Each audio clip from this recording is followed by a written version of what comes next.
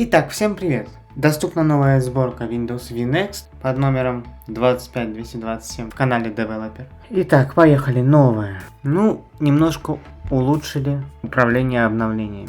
Внесены следующие изменения в процесс обновления. Поехали по порядку. Расчет крайнего срока как для обновления качества, так и для обновления функций. Теперь основан на времени первоначального обнаружения обновления при проверке наличия обновления. Ранее крайний срок основывался на дате выпуска обновления для исправления и дате ожидания перезагрузки для обновлений функций. Параметр групповой политики «Указать крайние сроки для автоматических обновлений и перезапусков» был разделен на два отдельных параметра для согласования с существующими политиками поставщика услуг конфигурации. Параметры в настройках групповой политики одинаковые как для обновлений функций, так и для исправлений. Новые параметры групповой политики.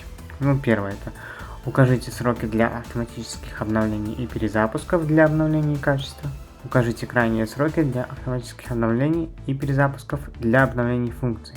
Мы даже сейчас посмотрим. Центр обновления, если у нас это доступно. Вот здесь, по-моему. Да, вот политики обновлений и настраивать надо групповые политики. Чтобы уменьшить влияние изменения расчета крайнего срока значения по умолчанию для обновлений функций, были изменены на следующее. Ранее была 7, сейчас 2. Это для обновления функций. А для обновления качества была 2, а сейчас 7. Поехали дальше. Пуск. Внесено небольшое изменение в меню пуск, где некоторые инсайдеры увидят значок в своем профиле пользователя, уведомляющий их о необходимости выполнения определенных действий. Так, меню пуск. Нет, ничего нету. Значит, сейчас не требуется никаких действий, получается, если нету, по идее. Виджеты. Все не любят виджеты. Я тоже, если честно, не вижу в них смысла, конечно. Но все же. Виджеты. У инсайдеров меняются разные позиции заголовка с новыми значками для доски виджетов, чтобы узнать, как лучше всего оптимизировать доску виджетов для пользователей. Используя однострочные значки, преследуется цель создать согласованные, четкие и доступные значки, чтобы сообщать о действиях и функциях с помощью простых визуальных эффектов для пользователей. Я покажу, как это будет выглядеть. Здесь у нас вот этого нет.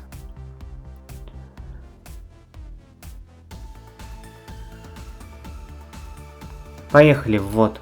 Изменения для поддержки использования истории буфера обмена Win плюс V в полях пароля, которая началась в сборке 25206, доступна для всех участников программы предварительной оценки Windows на канале Dev. Внесено изменение, позволяющее снова отправлять свои голосовые фрагменты в Microsoft, даже если используется распознавание речи на устройстве. Голосовой ввод. Добавляйте изменения для синхронизации настроек голосового ввода, автоматической пунктуации и средства запуска голосового ввода на всех устройствах, на которых выполнен вход с использованием одной и той же учетной записи Microsoft. Теперь вы можете включить эту функцию, выбрав параметры учетной записи, резервное копирование Windows. Запомнить мои настройки. Специальные возможности. В настоящее время это работает только с учетными записями Microsoft, а поддержка AAD появится позже. Параметры. Новое диалоговое окно предупредит пользователей о возможной потере данных, если они решат изменить стиль раздела своего накопителя. В меню система, хранилище, диски и тома свойства диска. Обновлена страница свойств Ethernet и Wi-Fi параметров, чтобы теперь в от сведений о сети отображалась информация о шлюзе.